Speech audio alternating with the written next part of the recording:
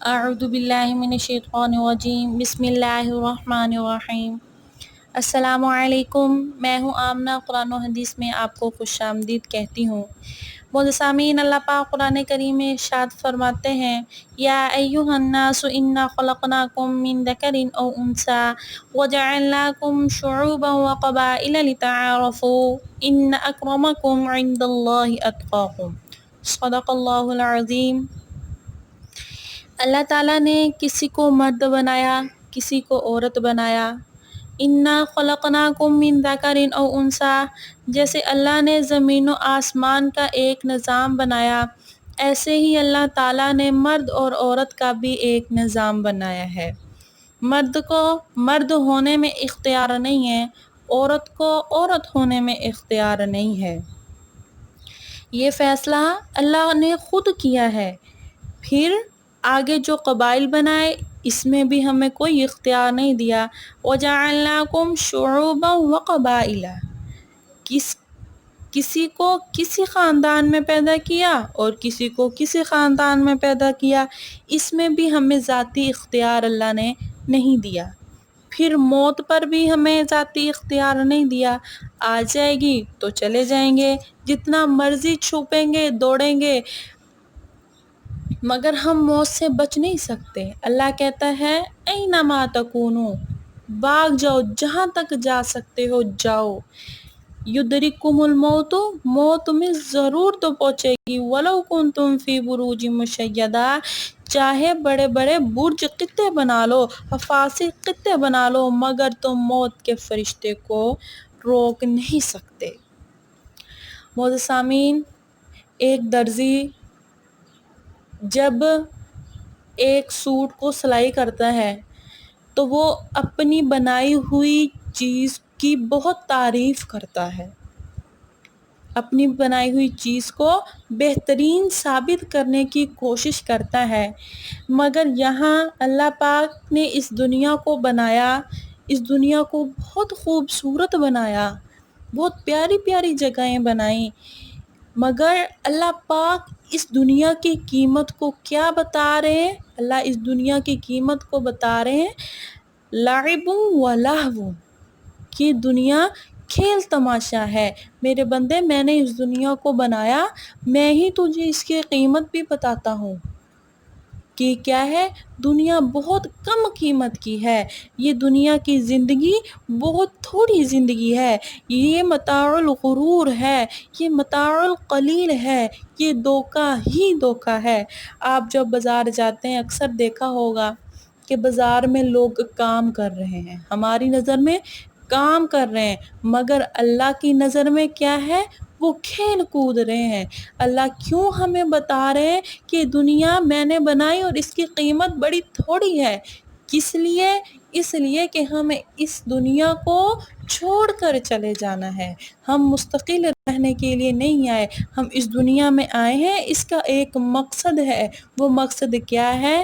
کہ ہم اس دنیا میں رہ کر اپنی آخری زندگی کو، آخرت کی زندگی کو اچھا بنائیں، اور وہ زندگی ختم ہونے والی نہیں ہے، یہ ایک نہ ایک دن یہ زندگی ختم ہو جائے گی، مگر وہ زندگی کبھی نہیں ختم ہوگی۔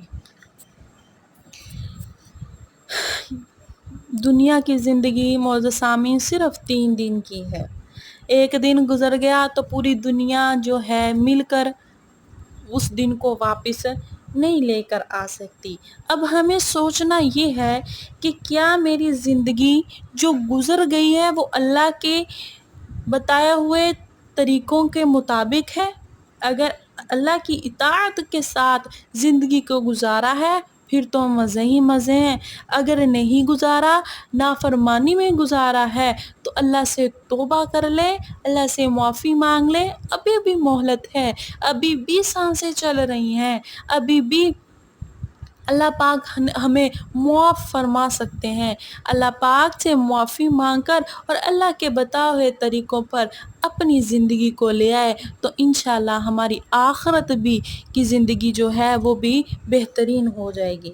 اللہ تعالیٰ نے جسے ہمیں موت میں اختیار نہیں دیا، اللہ تعالیٰ نے ہمیں اپنی بقا میں اختیار نہیں دیا، اللہ تعالیٰ نے مرد اور عورت ہونے میں اختیار نہیں دیا، اسی طرح اللہ تعالیٰ نے ہمارا اس دنیا میں آنے کا مقصد بھی خود ہی طے کیا ہے کہ ہم اس دنیا میں کیوں آئے ہیں۔ اللہ کہتا ہے وَمَا خَلَقْتُ الْجِنَّ وَالْإِنسَ إِلَّا لِيَعْبُدُونَ، اے میرے بندو مجھے راضی کر کے آؤ، میرے ہو کر آؤ، مجھے رب مان کر آؤ، میری بندگی کرتے ہوئے آؤ۔ میں تیرے لیے مقصد طے کر چکا ہوں، میں تیرے لیے مقصد کو طے کر چکا ہوں، تو میرے لیے ہے۔ تو کھیل کود میں ضائع نہ کر، یہ مکانوں کی دوڑ، یہ فیکٹریوں کی دوڑ، یہ گاڑیوں کی دوڑ، یہ گھروں کی دوڑ، یہ بنگلوں کی دوڑ، یہ زیورات کی دوڑ، یہ بڑے قیمتی لباس پوشاک کی دوڑ، اللہ نے کھیل تماشا کہا ہے۔ اللہ کہتے ہیں میرے بندے یہ سب کھیل تماشا ہے۔ فرمایا کہ تو اپنے آپ کو سنوار، اپنے ظاہر کو سنوارنا نہیں آیا تو اس دنیا میں، اپنے اندر کے اپنے باطن کو سنوارنے کے لیے آیا ہے، اور اپنے باطن کے اوپر محنت کر کہ میں تجھے اپنے لیے پسند کر لوں۔ اللہ فرماتا ہے کہ زمین و آسمان میں آتا نہیں ہوں، کہ یہ بہت چھوٹا ہے، مجھے سہارا نہیں دے سکتا، لیکن اے میرے بندے میں نے تیرے دل کو ایسا بنایا کہ میں اس میں آ سکتا ہوں، تو میرے لیے اس کو صاف کر۔ میرا عرش ایک اوپر ہے اور ایک عرش میرا زمین پر ہے، اوپر والا عرش تو وہ ہے جہاں میں نے اپنا تخت بچھایا ہے، اور نیچے والا عرش تیرے سینے میں تیرا دل دھڑکتا ہے، یہ میرا عرش ہے۔ اللہ کہتا ہے ٹوٹا ہوا دل میرا عرش ہے، اور یہ جتنا ٹوٹا ہوا ہوگا اور یہ جتنا شکستہ ہوگا، اللہ کہتا ہے وہ میں یہ دل اتنا ہی مجھے محبوب ہوگا، اتنا ہی میں اس میں آتا جاؤں گا، اترتا جاؤں گا، سماتا جاؤں گا۔ پھر ایک وقت ایسا آئے گا کہ میں اس کا کان بن جاؤں گا، میں اس کی آنکھ بن جاؤں گا، میں اس کا ہاتھ بن جاؤں گا، میں اس کے پاؤں بن جاؤں گا، میں اس کے دل و دماغ میں بس جاؤں گا، میں اس کے رگ رگ میں بس جاؤں گا، میں خون میں، کھال میں، بال میں، ہڈیوں میں، اللہ کہتا ہے کہ میں بس جاؤں گا۔ اے میرے بندے تو میرے لیے اپنے دل کو صاف کر کے تو دیکھ۔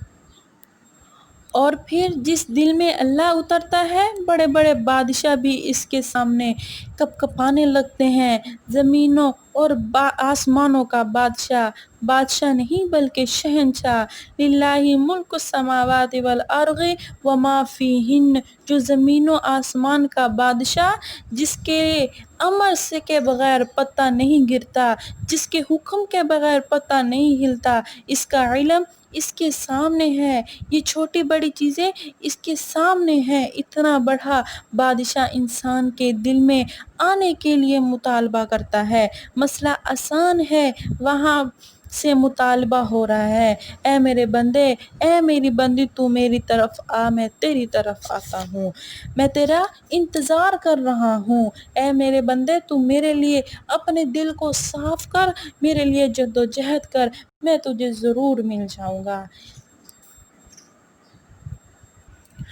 اور اس وقت ہم یہ زندگی کو، اللہ کی ذات کو مقصود بنا کر زندگی نہیں گزارے، بلکہ اپنی خواہشات اور ضروریات کو مقصد بنا کر چل رہے ہیں۔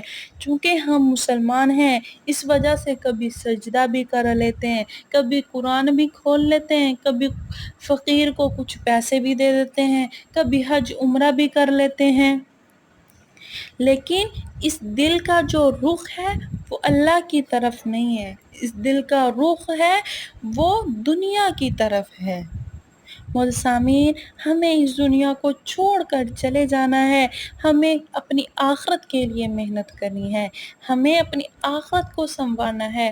مولانا سامعین، یہ دنیا ختم ہو جانی ہے، مگر وہ آخرت کی زندگی وہ ختم نہیں ہونی ہے۔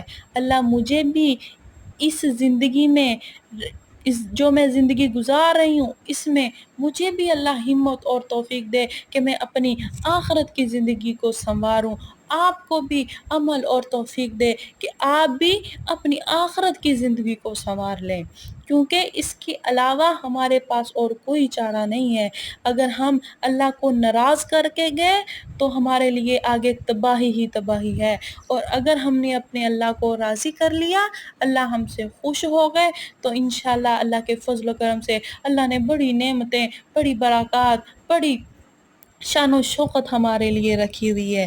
ہمیں بس اس دنیا میں محنت کرنی ہے اگر ہم چاہتے ہیں کہ ہماری آخرت کی زندگی آسائشوں بڑی ہو، اگر ہم چاہتے ہیں کہ ہمیں آخرت کی زندگی میں رسوائی نہ ہو، تو ہمیں اس دنیا کی زندگی میں محنت کرنی ہے۔ معزز سامعین، چلتی ہوں، دعا میں یاد رکھیے گا، انشاءاللہ پھر لوٹ کر آؤں گی، تب تک کے لیے اللہ حافظ۔